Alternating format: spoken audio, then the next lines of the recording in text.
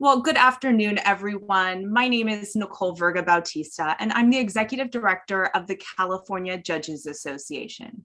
On behalf of the California Judges Association, the California Lawyers Association, the Judicial Council, and the Judicial Diversity Summit Advisory Committee, we welcome you to the third in a series of pre-summit programs leading up to the 2021 Judicial Diversity Summit. Today's session is titled Affinity Judicial Associations. What are they and what are they doing to increase diversity on the bench? We hope you enjoy this program. And again, thank you for joining us. If you have any technical difficulties throughout, please send a chat using the chat feature to the host. Lauren will get you all set and take care of any technical difficulties that you are having. This session is being recorded and will be available within a few weeks. I also want to mention that today's PDF, our PowerPoint, while it is very brief, it does include some important information. All attendees can go ahead and grab a copy of that by visiting the chat. Lauren just dropped it in there right now. And again, we will make sure that a copy is available on the CLA website within just a couple of weeks. Throughout the session, you are encouraged to ask questions. Please use the Q&A pane. It's down at the bottom of your screen and not the chat. So use the Q&A feature and not the chat. We'll be monitoring the chat in case questions come in there and pop it into the questions pane, but putting it in the questions will make sure that our panelists and our moderator do receive them. At this time, it is my pleasure to introduce our moderator, Michael Rhoads.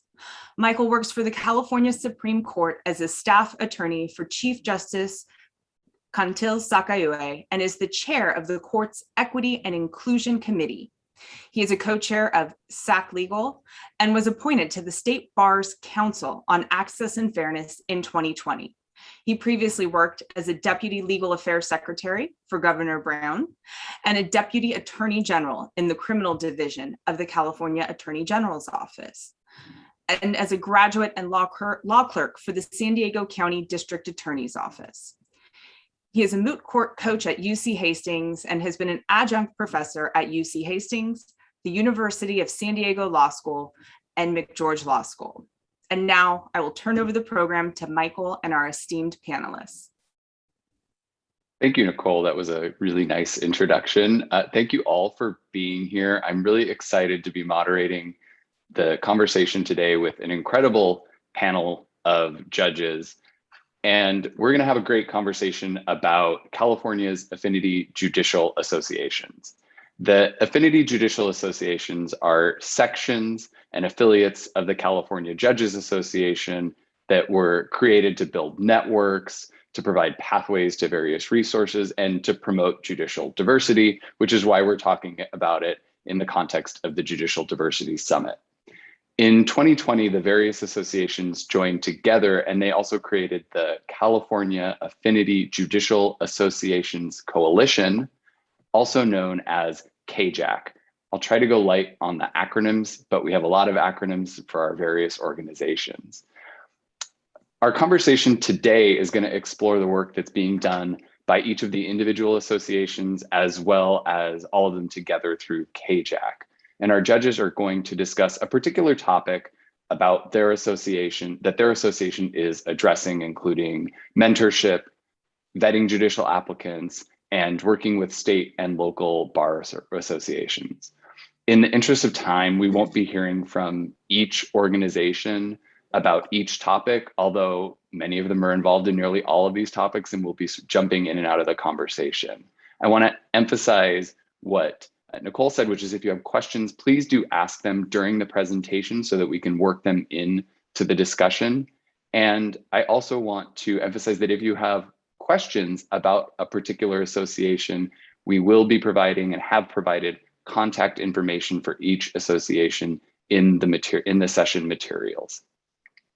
So I want to get going without further ado to introduce our amazing panelists in alphabetical order. And these are very brief introductions. I could spend a lot of time talking about each of these judges and the things that they have done to promote judicial diversity. Their full bios are in the materials, and I encourage you to give them a read. But very briefly, I'll introduce first the Honorable Linda Colfax from San Francisco County Superior Court, and she's here on behalf of the LGBT Judicial Officers of California. Next, we have the Honorable Elizabeth Macias from Orange County Superior Court, and she is here on behalf of the California Latino Judges Association. We also have the Honorable Mark McCannon, an Alameda County Superior Court judge and member of the California Association of Black Lawyers Judicial Council, sometimes called Cable JC. And we have the Honorable Sunny Sandhu from Stanislaus County Superior Court, representing the California Asian Pacific American Judges Association, called CAJAC. And last but certainly not least, the Honorable Laura Walton from Los Angeles County Superior Court on behalf of the Association of African American California Judicial Officers, or AACJO. So there you go. We've got this. You might want to keep up the speaker slides so that you can keep in mind all of those organizations and their acronyms. Thank you all panelists for being here, for sharing your time with us today. We're going to start off by talking about mentorship. And for those in our audience who joined us last week, our conversation last week was about the mentorship programs that were set up by the superior courts in various counties. But our judicial affinity groups each have their own mentorship programs as well. And Judge Macias is going to kick us off here. Thank you, Judge Macias. Can you tell us about the mentorship program with the California Latino Judges Association? First of all, good afternoon to everyone, and thank you for inviting the California Latino Judges Association and CAJAC to participate in this program. I think it's incredibly important. We've all had a discussion. You have amazing leaders joining you in this panel today, and we've all had a discussion about how important it is for the legal community and the community at large to know of our existence and to know of the work that we're doing. So thank you for the opportunity. I'm actually going to take this opportunity to talk not only about the work that the California Latino Judges Association is doing, but the work that all of the affinity judicial associations are doing when it comes to judicial mentorship. Because I think we're all understanding of the importance of making certain that we have a robust pipeline. First, I think it's good to start with the fact that we have the statewide Judicial Mentorship Program, and we have the Executive Committee, which has a great representation of members of affinity judicial groups. And we also have the Working Group, which has a great representation of the Affinity Judicial Association groups. And given these discussions with the Judicial Mentorship Program statewide, and given our understanding of the work that is going to be completed through these committees, and they are based either in individual committees or they are going to be regional, there are certain criteria that most of these counties are looking at in terms of accepting applicants and pairing them with a mentor. And I think generally we're going to see that these mentor programs are going to take attorneys that have been practicing for 10 years and are in good standing. And I think it's, just based on the bandwidth of most counties, we've seen incredible interest in the Judicial Mentorship Program, which is a wonderful thing. And mostly because I think one of the goals is to increase diversity on the bench. So it's wonderful to have this problem. But I think what we've seen is that that means that we've got law students who've learned about the Judicial Mentorship Program. We have attorneys who haven't yet met the 10-year mark, but want to be able to build their resumes such that they are going to be strong applicants. And so we've all determined that it is best for us to have our own mentorship programs. Some already had them in place. Some, as a result of this, have determined that it is necessary, and we're working on it. For example, the California Latino Judges Association, we're creating the Madrina and Padrinos program, which is the Godmothers and Godfathers program, so that law students and attorneys who have not yet met the 10-year mark can turn to us so that we can help them build their resumes so that they can have strong applications, so that we will see an increase in Latinx applicants. And I think that, if you were to speak to any one of our panelists, Judge Walton, Judge McKenzie, Judge Sandu, and Judge Colfax, they'll all tell you the same thing, which is we're looking to see how we fill the gaps of the judicial mentorship programs that are going to be offered within the counties. And so another component of that is the statewide judicial mentorship program through the governor and judicial appointment secretary, Luis Céspedes, does not permit for the judicial mentor that is paired through the county to assist the attorney in working on their interviews, on preparing for the process, and absolutely understood why that would be the case. But that doesn't stop us from being able to do that.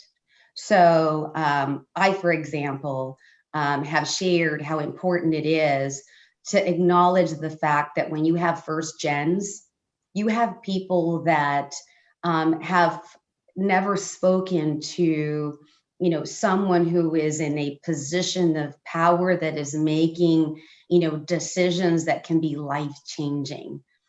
And you want them to be ready to deal with the nerves, to be able to answer the questions in a manner that they can, to be able to share the type of skills and ability that they bring to the table.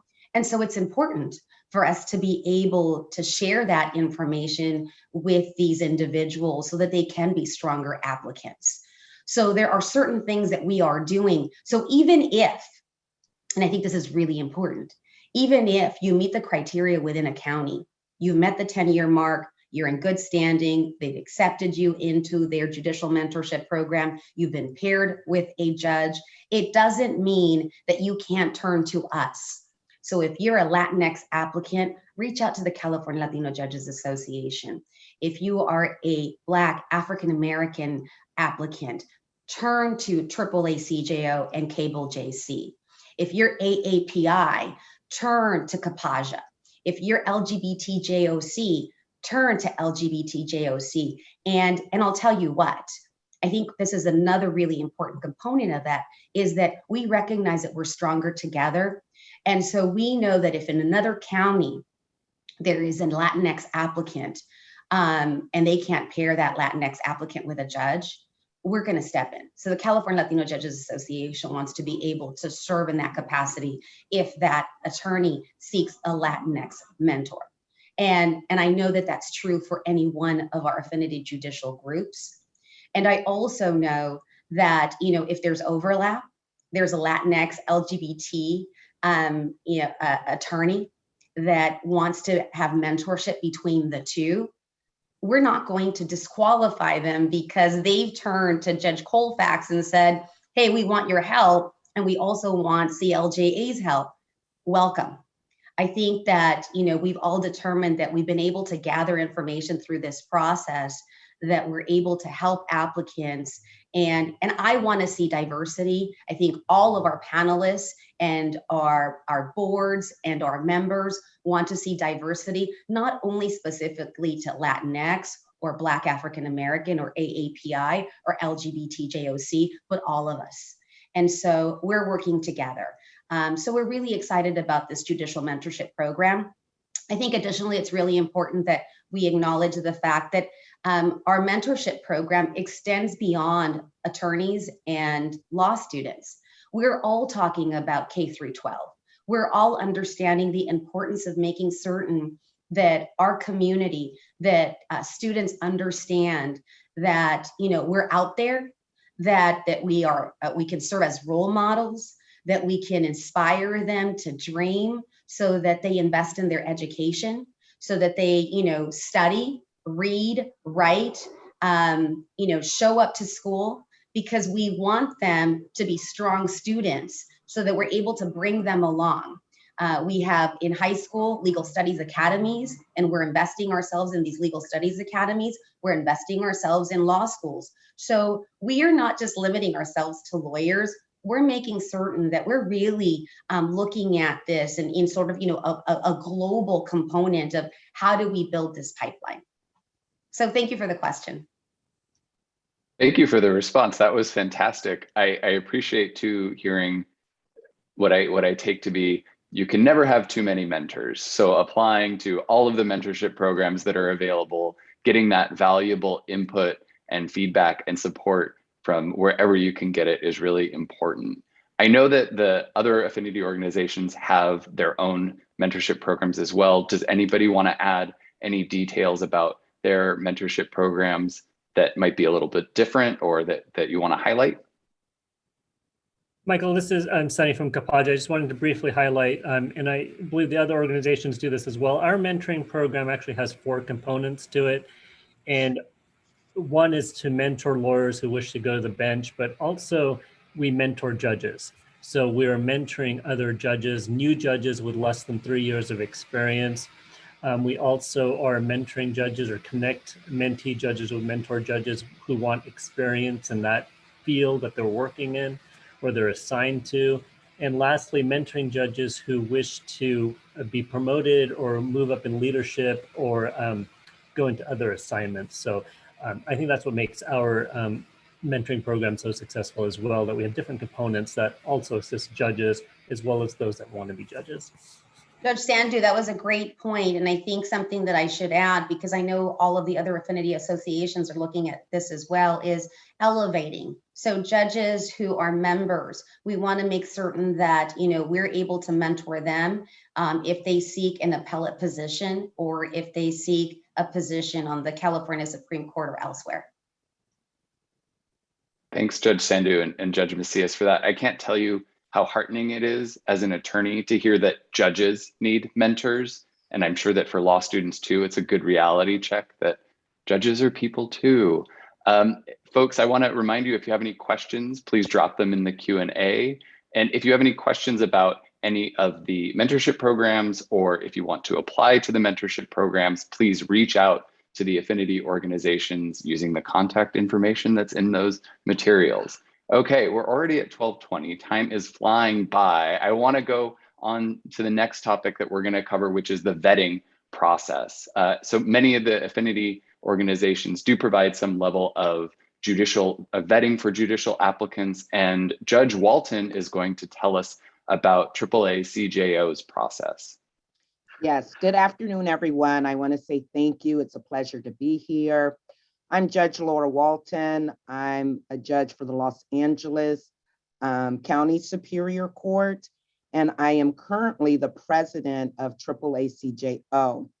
I also wanted to add as to what I'm saying Elizabeth, but what Judge Macias, has already spoke about concerning the statewide judicial mentoring program. Los Angeles County was the first county to implement the program upon the request of the governor's office. And I am also the co-chair of the Los Angeles County Judicial Mentor Program. And it is, as she's indicated, different than our affinity organizations doing a vetting process. And when I say vetting, I use it liberally as well as to follow up with Judge Macias. I like to call it more so mentoring program as well. And what AAA CJO does in its vetting process is that we vet and mentor lawyers and judges who would like to seek an appointment. So I'll first talk about the lawyers.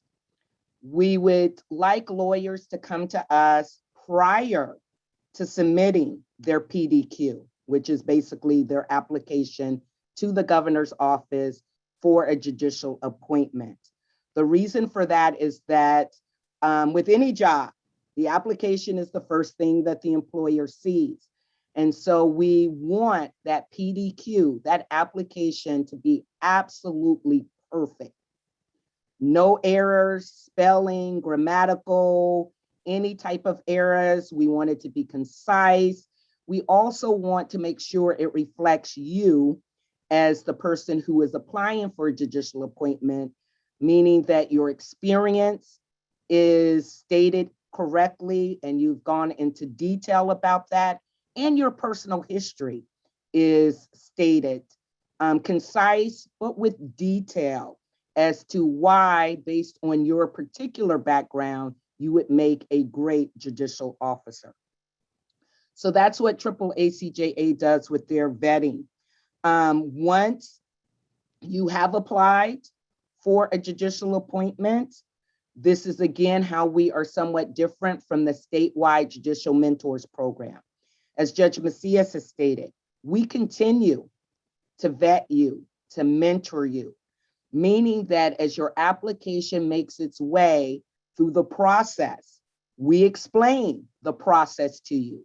Many lawyers of color have not had access to the process, don't know judges who will personally assist them and take them under their wing and prepare them for the process. So we make sure that even after your application is submitted, that we are still there for you in assisting you through the process. We explain how the application goes to the regional JSAC committees, which is the judicial committees that are regional based on your area that first review, and they start their vetting and review of the application process. We explain how that occurs. And if you get out of the JSAC committee, then you have an opportunity to have a Jenny interview and a county bar interview. We want to assist you with those. Again, going back to the application, we tell our people that we are vetting that, for example, references.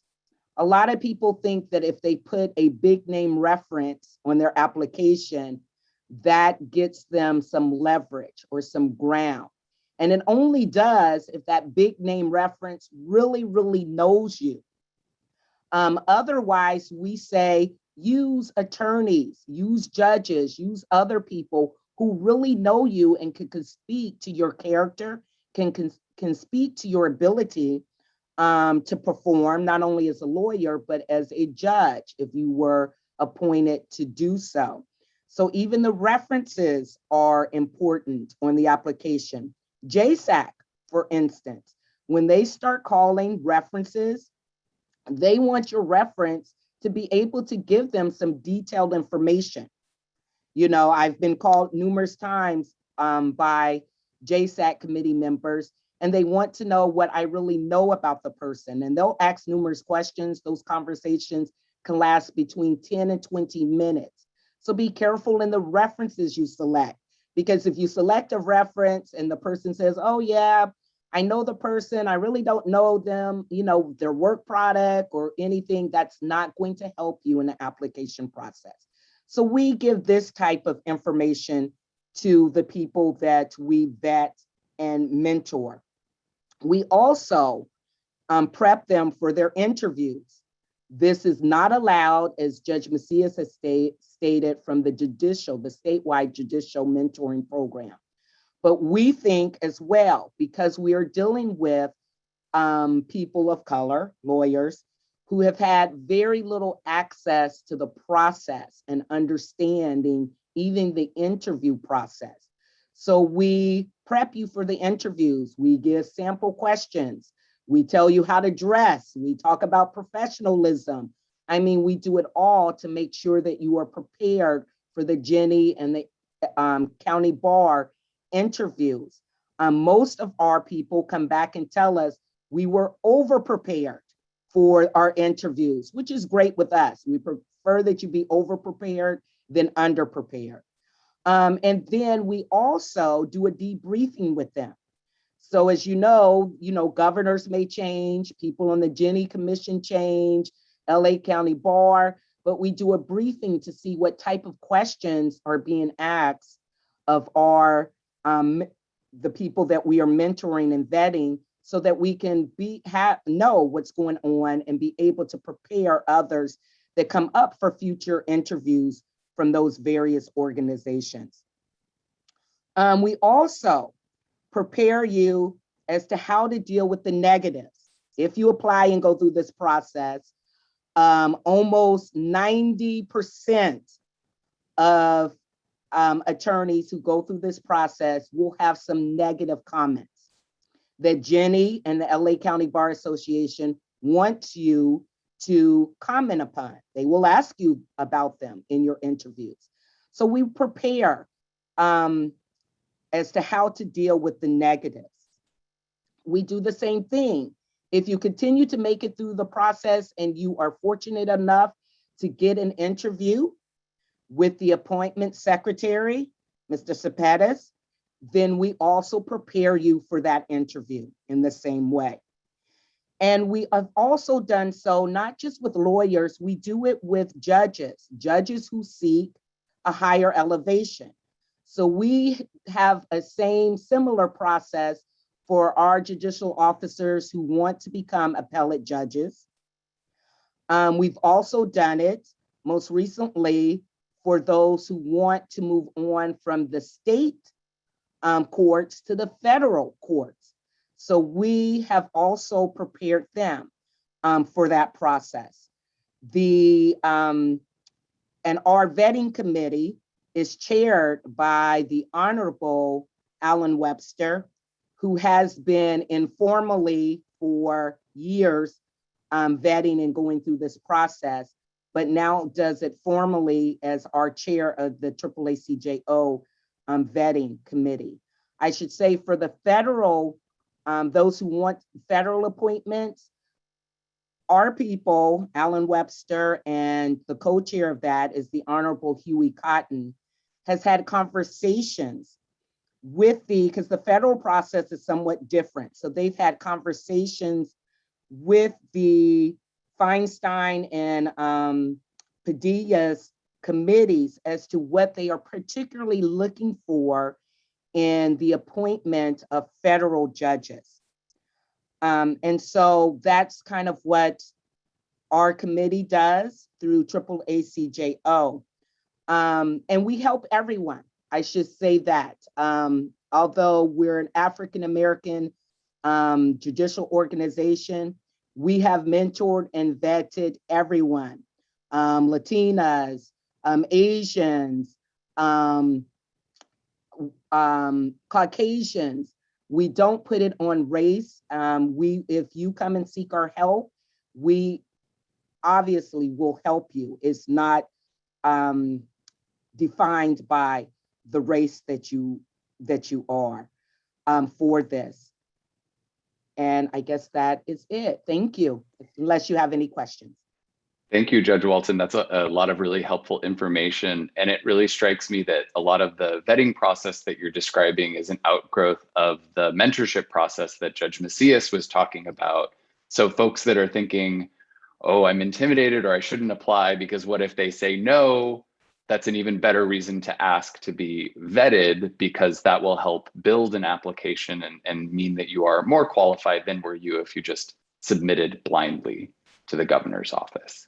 And yes, and I also should say that sometimes we tell lawyers that, let's wait a year or two, and then we give advice. Go do some community service, go join some bar organizations, build up your resume a little bit before, and come back in a year or two just to show. I know because we've had discussions with our current appointment secretary, Mr. Cepedes. He is huge on community involvement. He wants the people that he's going to appoint not just get on the bench every day and be judges, but to be involved in their communities. So, we tell that to people who seek our assistance as well.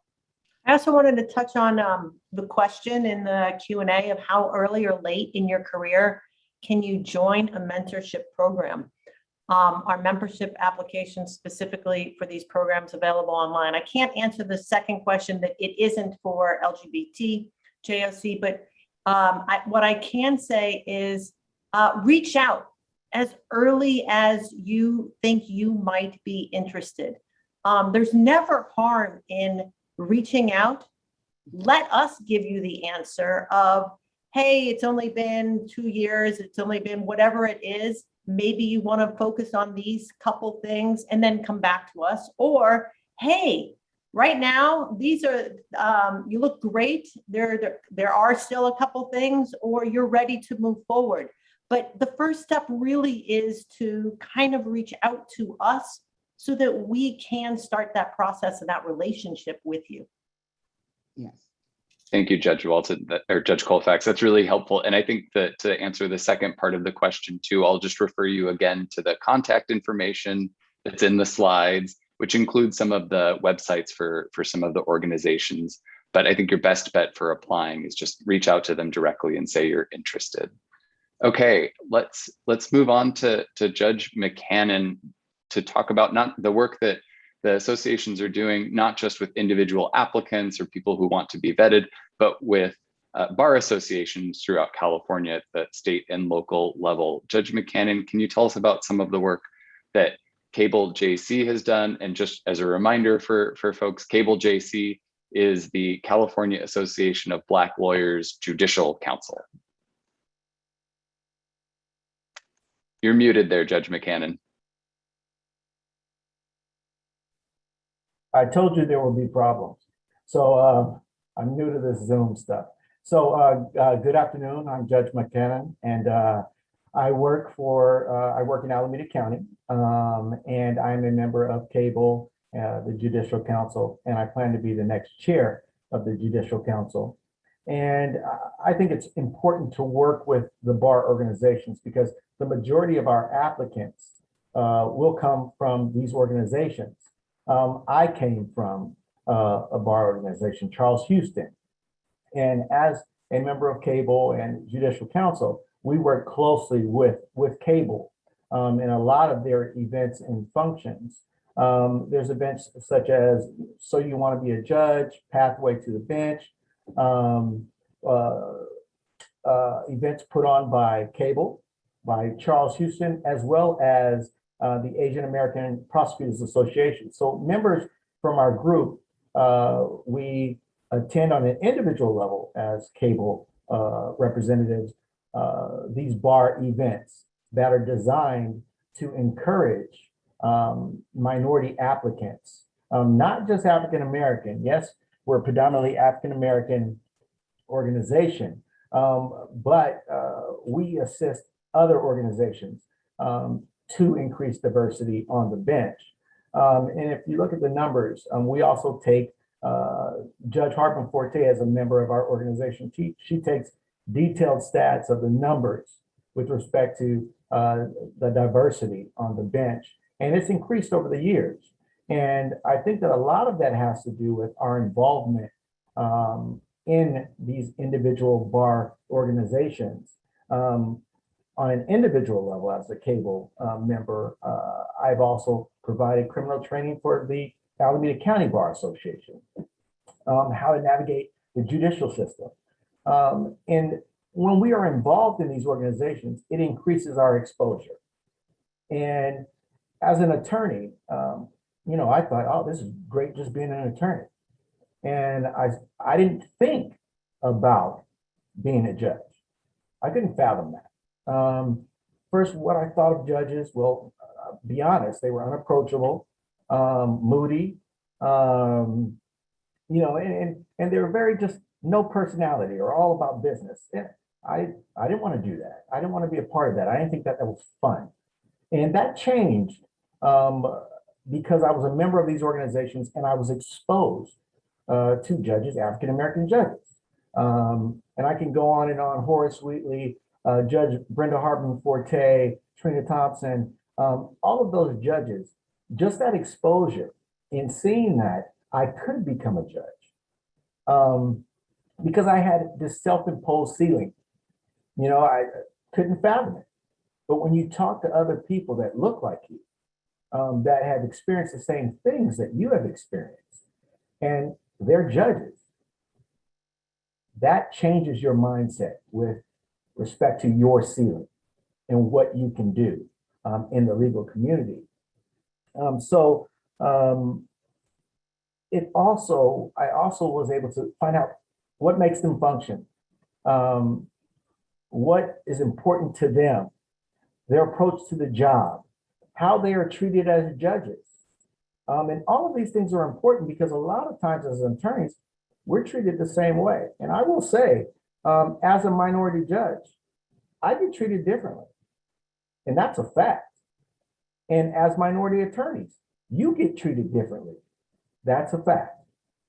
All right. So talking to them about how they've been treated, mistreated, either out of ignorance or for some devious purpose, but talking to people about that, it helps them deal with their issues.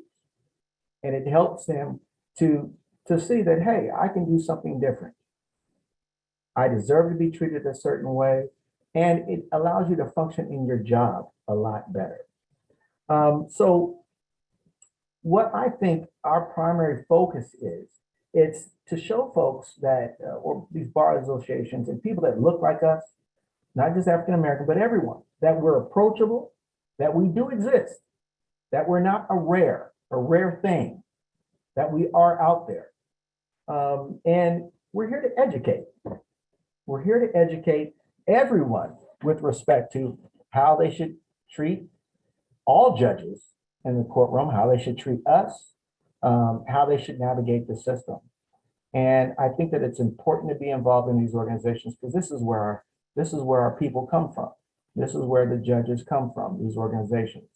And if you can't tap into these organizations and let them know that you exist, and that this is an important job that we do, and we need more people that look like us in these positions, then you're missing a great opportunity.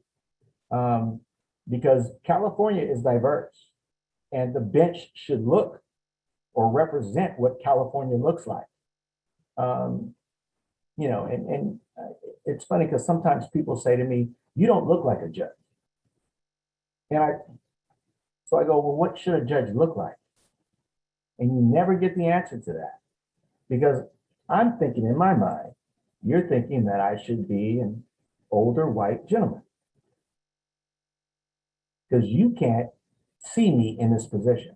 So it's our job to educate people with respect to the ability to become a judge, what a judge entails, and that it is a very important job, and that we should be represented in the legal system.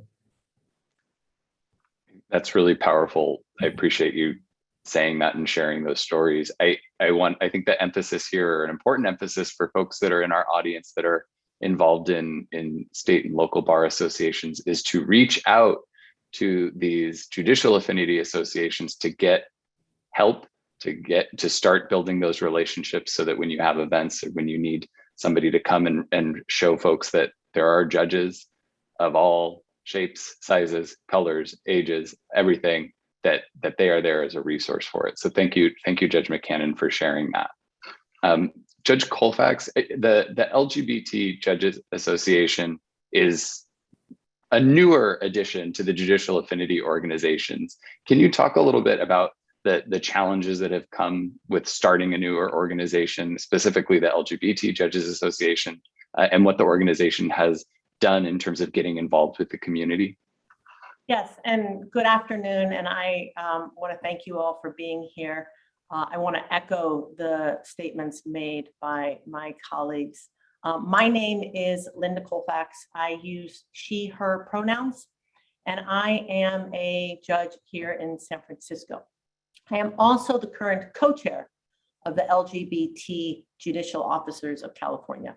And as Michael said, we are the newest organization or of the organizations, and we've been making great efforts to get up to speed with our friends and colleagues from Cable, CAJAC, AAA, CJO, and CLJA, all of whom, as you've heard, are fabulous and longstanding organizations. candidly, one of the reasons that we are late to formation is that previously we were many of us were a group of people who worked behind the scenes and in more discreet ways. You could kind of call it a closet of sorts, as for many of us, it was perceived as not safe to be out either in the application process or in our jobs. The number of appointments to the California judiciary over the years supported that belief. And the collection of data for LGBT bench officers didn't even start until 2011. So just to give you a little quick background, when I ran in 2010, I think there had only been 3 previous appointments of LGBT people to the San Francisco bench. One was in 1989, and the other 2 were in the early 2000s. And then in terms of kind of the data that does now exist, I was looking over the Jenny statewide demographics report, and in 2018, 0 of the 62 candidates interviewed identified as lesbian, bisexual, or transgender. 4 interviewed identified as gay, and 3 declined to respond. In 2019, 0 of the candidates identified as lesbian, bisexual, or transgender. 1 identified as gay, and 1 declined to respond to that question. In those same years, however, the percentage, according to the data, of LGBT judicial officers in California rose to about, I think it's around 6%. And so what does the data tell us, and what's the takeaway? And I took away 4 important lessons from this data. And that is, 1, we, the LGBTQ judicial officers of California, have a lot of work to do still to get into our communities through the bar associations, as well as LGBT centers in various cities, law schools, and colleges, to encourage more people to think about a career on the bench. We have to be more active and take on a larger presence so that those considering a career in law or on the bench can see that it is possible for an LGBT person to get appointed or elected. And we are moving. That's part of the reason we organized and became this organization, to do that work. Another takeaway is that the numbers don't actually capture an accurate picture of how many LGBT bench officers exist or even apply, because there continue to be those who decline to answer the question. It's still difficult for people in part of our state, and it's still difficult for some individuals to be out for various reasons. There's really still a well-founded fear of reprisal for some. That could be familial rejection. It could be community disapproval or repudiation, or a challenge once you're on the bench in your next time that you're up for election. We know people who are part of our judicial LGBT community who are not formally part of the LGBTJOC, and we know people who are part of the LGBTJOC who don't want their names on a public list, because the fear is well-founded and it's real. And then the other issue, there were two other takeaways. Historically, our success in finding our way to the bench has been through the election process more than the appointment process, but that has changed. According to a press release from Governor Newsom's office in 2020, there were 17 LGBT applicants considered and 7 LGBT appointments. That's a remarkable shift. And then the 4th takeaway is that we need help from our partner organizations, CAJAC, CLJA, AAA, CJO, and Cable, to help identify potential candidates and encourage them to reach out to us so that we can effectively mentor, assist, and support them in their process. So what are we doing? As I said, we're more newly formed. We formed around in 2018, and we are partnering with the other affinity organizations. We're learning from them, asking them a lot of questions, and learning from the work they've done over the years. And that work you've already heard about. we recognize that our current demographic of LGBT judges is disproportionately white and disproportionately L and G, and that we have to be more diligent in our efforts to reach a more diverse community among us. We are, in fact, more visible than we've ever been. We have a dedicated webpage on the CJA website that will link the viewer to an email address to get in contact with us, and I encourage you all to do that. It's really kind of the first step is reaching out. We're doing our best to reach out to you, but you also have to reach out to us so we know you're there. And the webpage gives some information about us. And then we've been doing more coordinated outreach to the bar associations around the state. We're also in discussions with how to more effectively outreach to other LGBT entities, such as in-house counsel, PDs, DAs, attorneys general, nonprofit entities. And finally, we are in discussions as to how we can have a larger and more sustained relationship with the various law school and college LGBT organizations so that people start thinking about and considering a career in the law and on the bench at an earlier stage of their careers. And so that's a little bit about us. I'm mindful of the time, so I will stop there. I'm mindful of the time too. I appreciate all that. And I appreciate the theme that seems to be emerging with, I think, every speaker so far, which is the importance of visibility, the importance of outreach, and of showing law students, young attorneys, and people in college and even younger that they have a place on the bench in the judiciary, no matter what their background is. So thank you for that, Judge Colfax. Judge Sandhu, one of the things that judicial affinity associations are starting to get involved with on a more common level is judicial retention elections. CAJAC, the Asian American Affinity Association for Judicial Officers, I think was the first to form its own political action committee, PAC, for this purpose. Can you talk about why this was necessary and what work you have done? Yes, thank you, Michael.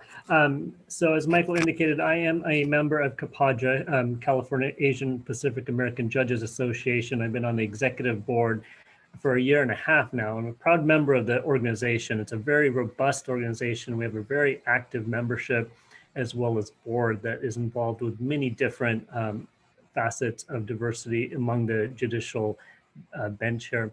So the CAJAC Political Action Committee is actually a separately run organization from CAJAC, and it needs to be a separate run organization.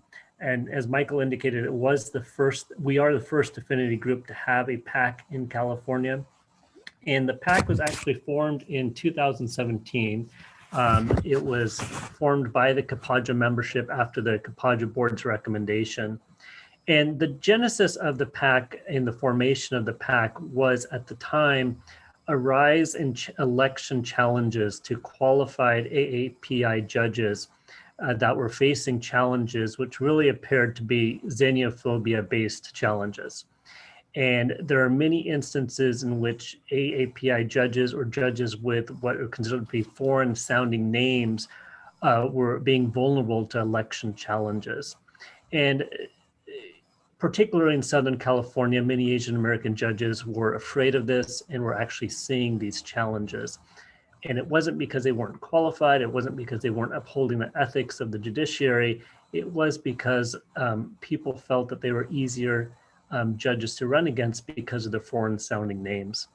So the CAJAC PAC bylaws were ratified in October of 2017. And I'm going to read off the bylaws in which the mission states the PAC is committed to improving meaningful access to and diversity in California courts.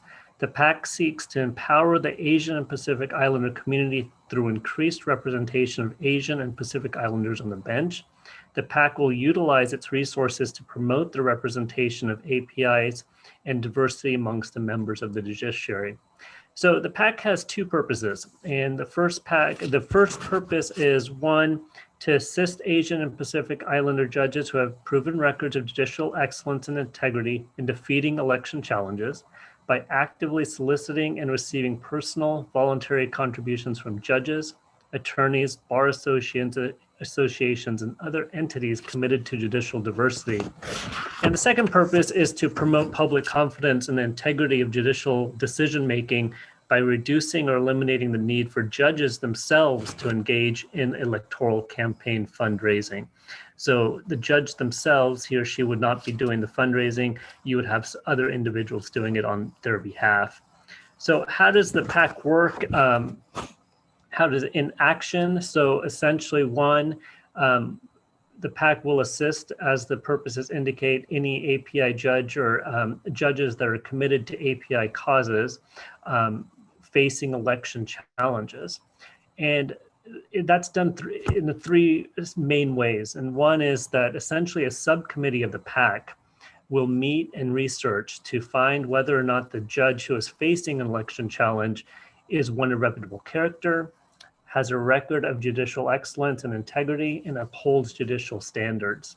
Once that subcommittee determines that the challenged judge meets these qualities, then essentially what's called a strike team will take a multi-pronged approach to addressing the potential challenger.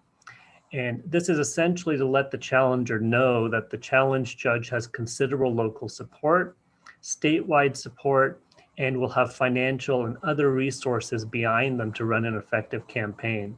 Many board members of the PAC have significant experience running statewide elections. Third, the PAC will raise money on behalf of the challenged judge and will also develop ongoing resources for the challenged judge, such as assistance with mailings, assistance with websites, and again, access to judges in the PAC that do have expertise in running elections. So unfortunately, the PAC has had to assist judges in the past, and they have assisted judges who have been facing these elections. And just two primary examples that I want to highlight was one as recently as November of 2019, the PAC did respond to the challenge of an incumbent South Asian jurist by an attorney who had previously filed a challenge against another South Asian judge. The PAC moved very quickly to send a statewide letter of support, prepared a press release, and began preparations to raise funds and defend this highly incumbent judge. I don't think there was any question that this judge was highly qualified and did not meet the judicial standards of excellence. Fortunately, the challenger decided not to continue with this campaign after assessing the level of support from the local and statewide bench. In 2018, CAJAC PAC worked with local San Francisco bench to support 4 incumbent judges, 2 of them who were Asian American who faced challenges after really long distinguished years of services. In that case, all 4 of the incumbents were reelected, and the 2 Asian American judges winning the highest margins of victory.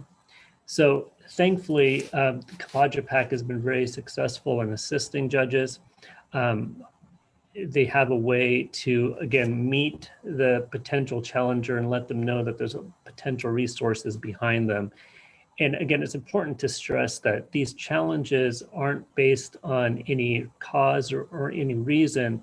It really is based on the fact that they do have these foreign sounding names or are minorities. And many individuals feel that they have a better chance of challenging them than someone that is not of Asian American descent. So I would encourage anyone who wants more information about the PAC to go to the website, and there's plenty of information there as well as to what the PAC does. And what CAJAC is also very excited to know is after we formed our PAC in 2017, other affinity groups now have PACs that have been formed as well. And many of these PACs have the same mission statements and purposes as this PAC as well. So that's very exciting to hear. Thank you, Michael. Thank you. That's really helpful. I want to emphasize something that I think I heard you say, which is that CAJAC's PAC is not only focused on members of CAJAC who are being challenged, but it's within their mission to reach out to somebody else that might be challenged for similar reasons. Yes, exactly. Okay, that's great. And I think that helps move us nicely to what will probably be our last topic, because we're running out of time here, which is the California Affinity Judicial Association Coalition. which, as I mentioned briefly at the beginning of the program, was formed in 2020 by all of the judicial affinity associations coming together.